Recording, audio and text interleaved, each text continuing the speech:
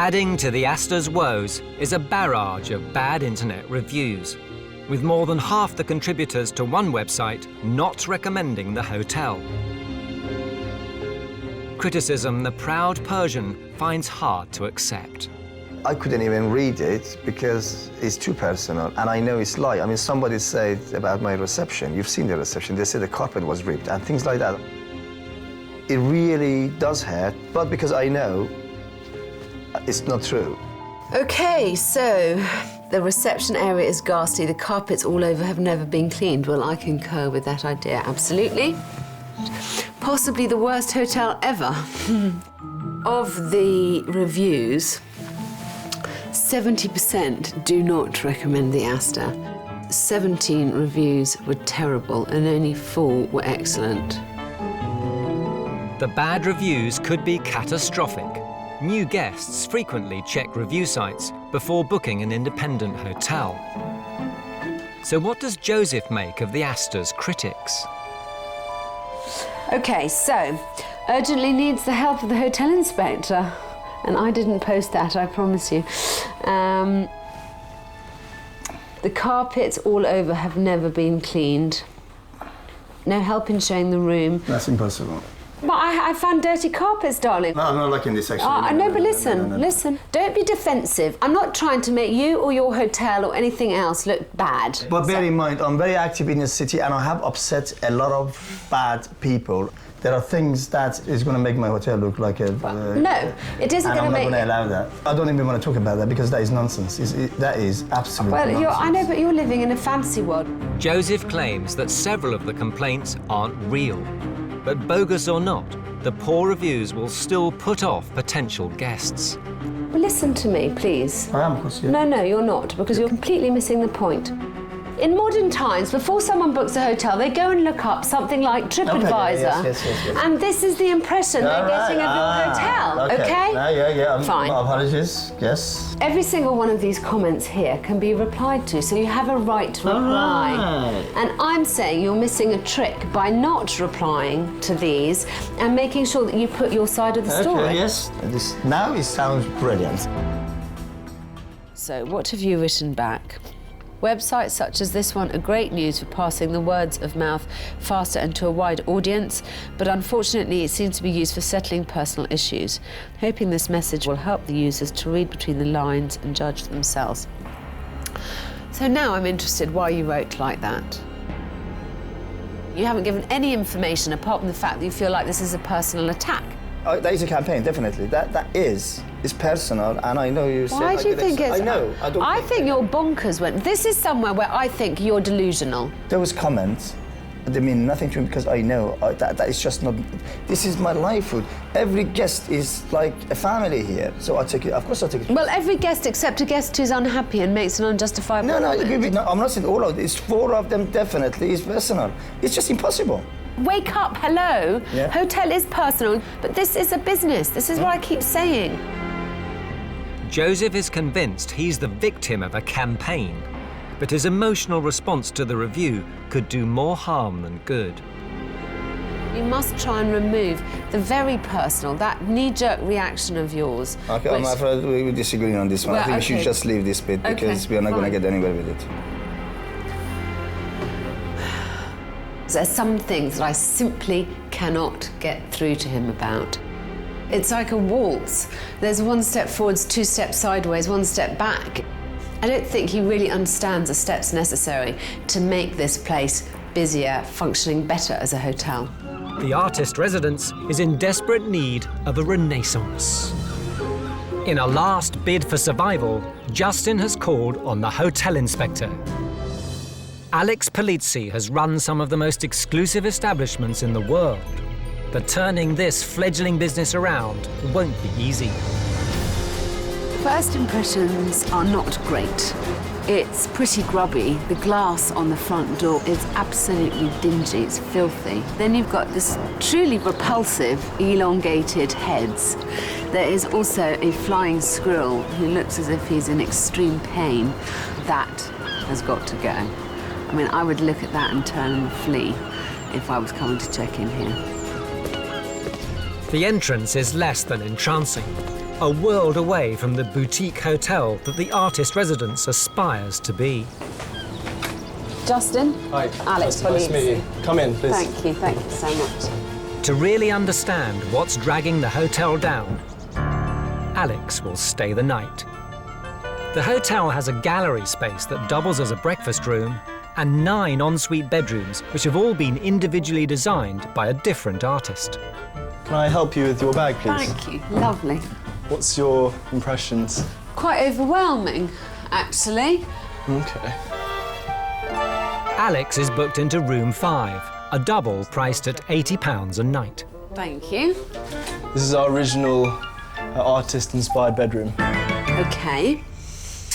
Very interesting. Says me not quite sure what to say. This goes against every kind of basic rule of hotel rooms, which is that they should be calming. But you'll be surprised how many people do like it. It's certainly interesting. Yes. Here's your key. Thank you. Take it.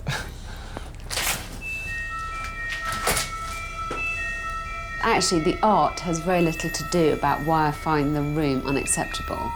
The furniture has nothing to do with anything that's on the walls, and so there are these collection of disparate objects. I mean, who on earth thinks that this is a good idea with that on the walls? What on earth is that bottle with shells on doing on that chair? The curtains, floral curtains in this very modernist room, and these repulsive Egyptian cushions. I'm really struggling with this as an idea. The medley of junk and mismatched furniture is upstaging the art. As Alex probes deeper, she finds a similar story. These things just do not belong together, and that is what's upsetting. It feels that no one with any eye has actually made any effort to make it harmonious. The artist residence website promises a boutique hotel experience. But so far, Alex has found it's failed to live up to its billing. Well, this room looks half finished. It is, however, actually a letting room. Once again, you've got a completely inappropriate bedspread. Everywhere looks slightly dirty, slightly tacky. I mean, look at that light. It's absolutely filthy. Well, if he was selling the rooms for 15 quid a night and so young teenage runaways could stay here, I'm sure they'd be perfectly happy. But that is not the market that he's appealing to. What else can I say? On your website, you mentioned the word boutique 3 times. That's not the impression I got. Certainly, as a hotelier, it would not be what I consider to be boutique. But I think if you ask the average person that goes to stay in a hotel once in a while, if you ask them a definition of boutique hotel, I think they would just think it's a hotel that's slightly different. No, they wouldn't. No? They would think it's an extremely top-end environment. People expect a certain level of cleanliness, hospitality, of course friendliness, but I think that you should not call yourself a boutique hotel because you're immediately disappointing people the moment that they walk through that front door.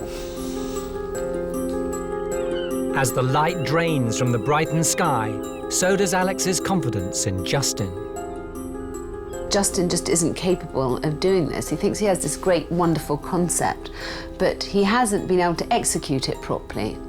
Don't even get me started on the boutique hotel tag. I don't think that people would even want to spend £20 a night to stay here. There is no guiding principle, and that is what every hotel needs. Alex wants to know if the same high standard is maintained in the rest of the hotel. There's lots of trailing wires everywhere. I don't understand why there's one curtain tied back and not the other one. The kettle's really grimy. And let's see. Yep, there's water in there. God only knows how long the water's been there. Next, room 17, reserved and awaiting the guests' arrival. Look at this valance. This ruched bit is supposed to be where the end of the mattress sits. This really annoys me. Oh my goodness, there's lots of stuff here. It's all very messy. And a bigger shock lurks in the bathroom. My goodness, look at the state of this mirror. Oh, God, and this loo hasn't been cleaned. There's hairs everywhere. I'm not sure if anyone's checked this room. If they have, it's completely inexcusable. There should be someone making sure that the guests who arrive here aren't going to find what I just have. With guests potentially checking in at any moment, Alex heads straight to reception. Hiya. Room 17, the loo's not being cleaned and there's a filthy mirror in the bathroom. No, I'm not joking. I don't want someone to turn up in that room and it to be left like that. Is there anyone who can tackle it?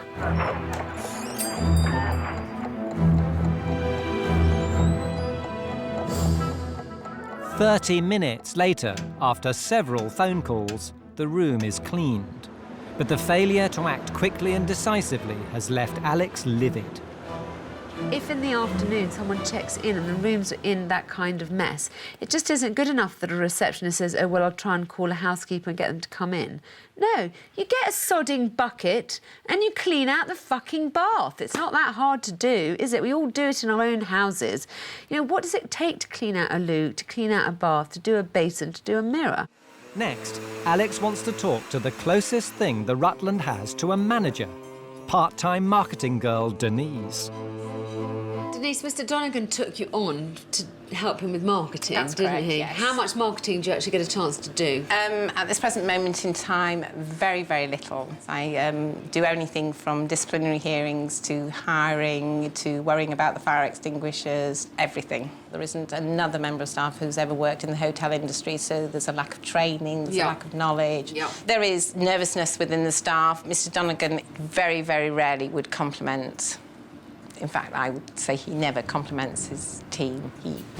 He could tell you exactly how much money he's lost, but he would never say to them, yeah, that was a great meal or anything else. Alex has discovered a distinct lack of leadership.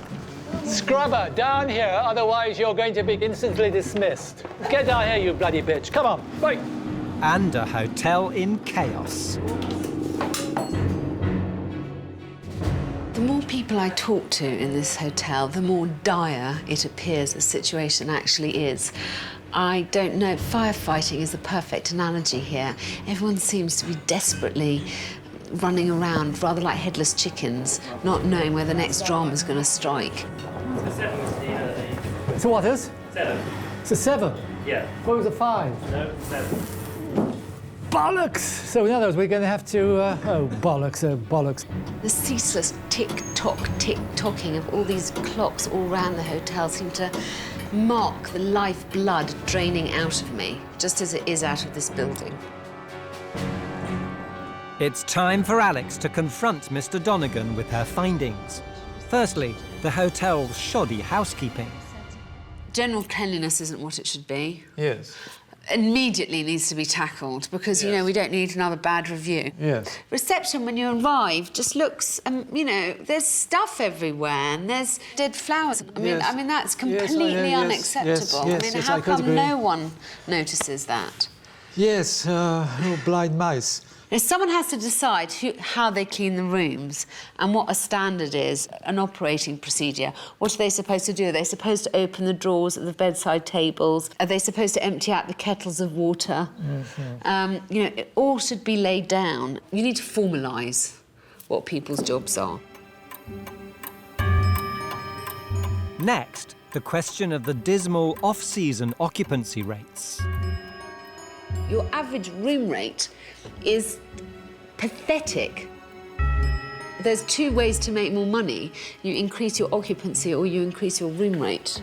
And I know you're worrying because you're not making money, but the only person who's tackling it mentally is Denise. No, I quite accept that. Finally, and most importantly, the hotel's lack of strong leadership.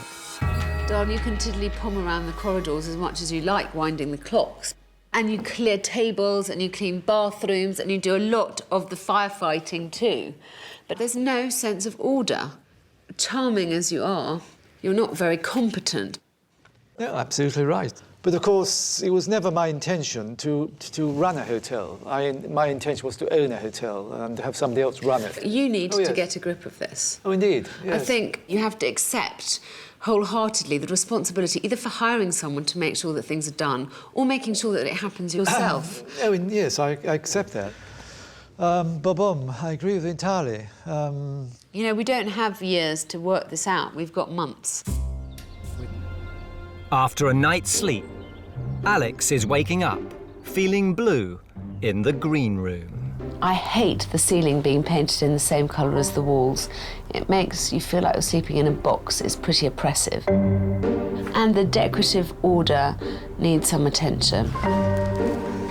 This, for example, which I think is unacceptably tatty for a room that costs £100 a night. Next on the agenda, breakfast. A pivotal offering in any guest house. But Mel is not a morning girl. The thing I dread the most is having to get into the kitchen. I was actually doing the cooking the other day, I couldn't believe it. I'm not doing that again. As she won't do it herself, breakfast is cooked by Mel's loyal housekeeper, Janice. Hello, Alex. Nice to meet you. Lovely to meet you. Would you like some cereals? No, I won't, please, but I would love some coffee. All right. I'll get you some orange juice first. Thank you very much. Oh, she's having a scrambled egg, bacon, sausages. I find this a rather disconcertingly dark room to have breakfast in. Everything looks a bit grimy. I'd love just to take everything off it and give it a really good clean and paint this bloody ceiling white too. I feel like I'm in someone's womb. And that looks lovely. Thank you. A breakfast of champions. Thank you very much. Enjoy your breakfast. I will, thank you. The scrambled eggs are perfect. It's good. The breakfast may be acceptable, but the room it's served in has left her cold. Feels slightly seedy. It feels slightly unclean. The hotel inspector is ready to deliver her critique of the B&B, and Mel is already on the defensive. I go along with everything I can do, but if she suggests something really, well, I think it's ridiculous, then I'm not doing it. Alex's first concern, that underwhelming first impression. I want you to look at the outside of your establishment and see what it says. It doesn't look like a high-classy joint, does it, looking at that? To my mind, having those posters in the windows isn't particularly warming or reassuring for someone who's arriving to stay as a business traveller. This A-board that's here, luxury ensuite accommodation, it doesn't exactly look very upmarket. Right. I hate the hotel sign there. I'm not mad about the hanging baskets with the dead flowers, and we need to make you stand out more, to make people really know that you're here, so even in passing, they're aware of the fact that you have rooms to sell. Under fire, Mel is biting her lip. Thank you. But there's worse to come. Next, the decor. I have to say, I thought last night this room looked absolutely beautiful. It looks amazing by candlelight. But during the day, you wouldn't wander past and think, this is where I'd like to come and have breakfast. It looked slightly seedy. I think you unnecessarily darken the place and make it less inviting than it should be because of your red ceiling. It's like walking in a cave. If you want your rooms to work, you have to give your customers more. It's not a hotel, as we keep saying, but this is the place where they could come and sit and where they could use. I agree with most of that. Excellent. Forward. The final issue Alex wants Mel to confront involves her pride and joy, the bedrooms, last decorated 10 years ago. You say that they've all held up quite well and they're not looking too tired. Well, I frankly disagree. Look at that light and how dirty that light is. Look at that great big stain. I don't know quite what that's due to, but I would find that slightly unappealing in a bedroom, yeah? I totally agree with that, yeah. One of the things that really annoyed me was that there were so many cushions on the bed, and this is quite a small room. And I personally find your obsession with painting in the ceiling the same colour as the walls really bizarre. There are some things that you have to tackle if you're going to want to get your business back. Get rid of those horrible things there, which was quite ornamental 8 years ago, which is now not so ornamental. So I'm going to take these out and I'm going to throw them in the bin, which is excellent, unless anyone wants a banana or something. Is there anything that you disagree with? Probably you disagree with me about the ceiling colour, but I mean, that isn't the end of the world. Well, I do and I don't. I was going for, like, the idea that if it's a red room, it's like a red room, and actually there's nothing nice about this ceiling, so why pick it out? Please don't take this as an insult, but this room to me kind of smacks rather of bordello chic. Alex believes that to save Windsors, Mel must tackle 3 key areas.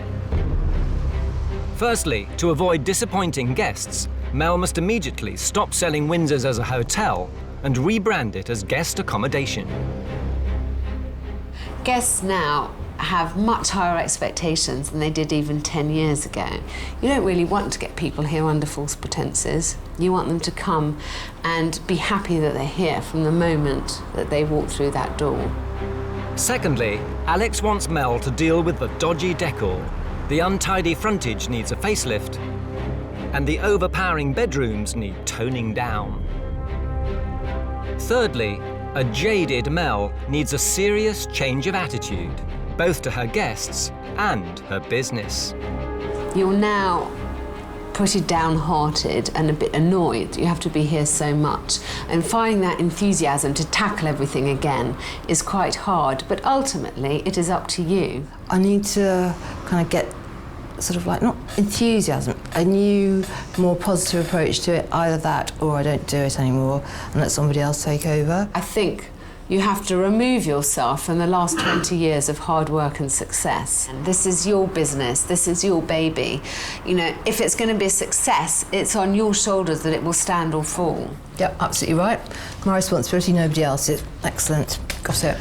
Yeah, no one else is going to take the shit, are they? I suppose what I feel about Mel and about Windsor's is she's really lost that loving feeling about her own place. As always in these small hotels, the devil is in the detail, and the detail really does need some attention. I think anybody criticising what you've chosen as your particular sort of taste in decorating is always going to be a tricky one. Yeah, I probably have lost some enthusiasm. Anybody would. 20 years doing the same job? I think so. Don't you? We're going to organise an open day where not only do the people come, but they come here very much in style. I'd like you then to give a presentation, something about the conference centre and what you're capable of arranging and doing for them, the kind of quantities you can cater for, the different setups that you can do, but also something very specific about this site. We really have to capture people's imaginations about how they can use this for their own conferences. Yes. And we just have to make sure that we get every element just right. That's fine.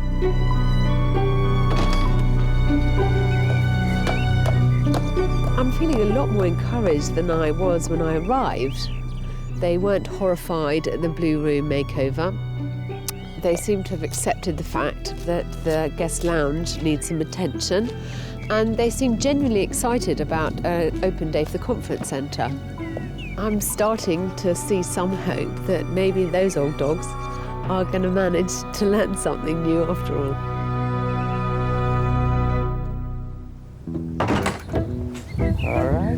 Yes, it's jolly chilly out here. But has Alex spoken too soon? A few days later, and Liz and Michael have decided to rehearse their open day presentation. Press Control, Alt, and Delete. Where's Delete? It's vital they convince their high-powered visitors to start using the Kingston estate for conferences and corporate events. But getting to grips with 21st century technology isn't easy. Where's the arrow? We're not very good at this. I'm very worried about how Liz and Mike are going to deal with the PowerPoint presentation. I don't think their computer skills are particularly fabulous, and they don't have anyone else to rely on in this aspect of their business. Come on. No. Desktop. All right, okay, I've got it.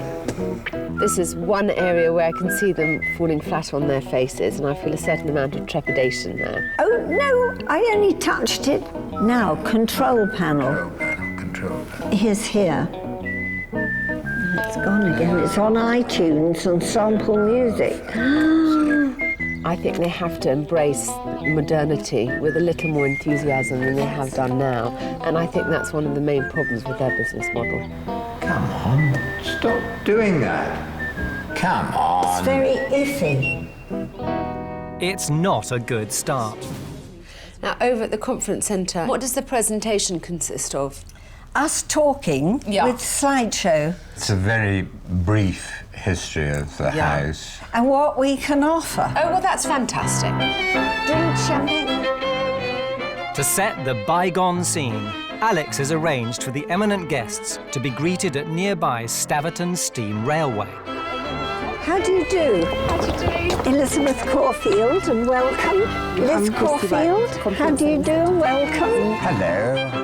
It's a small, cherry-picked guest list of some of the country's leading events professionals, including conference producers, team-building experts, film location scouts, wedding planners and journalists, none of whom have ever heard of Kingston before. First, a champagne reception on the period platform. Thank you very much. How are you? Before the guests travel to the estate in style.